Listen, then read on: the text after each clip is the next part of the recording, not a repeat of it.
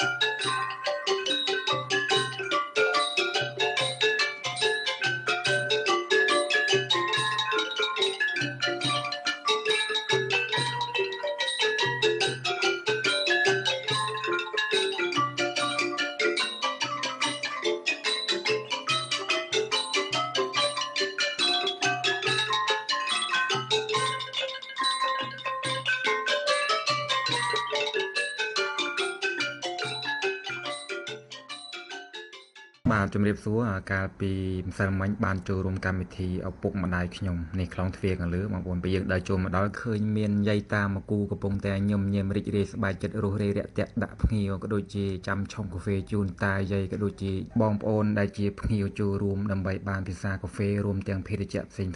នៅក្នុងនោះក៏មានពិធីដង្ហែផ្លែឈើជាច្រើនមុខដើម្បីយកមកជូនលោកឪពុកម្នាក់ម្ដាយចង់ឃើញពីសកម្មភាពនិងទស្សនវិជ្ជាពិធីដង្ហែផ្លែឈើជូនលោកឪពុកម្នាក់ម្ដាយមានទស្សនវិជ្ជាបែបណាតោះអញ្ជើញតាមដានទេសនាទាំងអស់គ្នាសម័យទៅក៏ទៅបានបងគ្រប់ឃើញដូចជាថាពុកម៉ែបងប្អូនតាមសម័យមកពីចាបងស្រីខាងក្រោយជួយរំធ្វើម៉េចឲ្យចេញយើង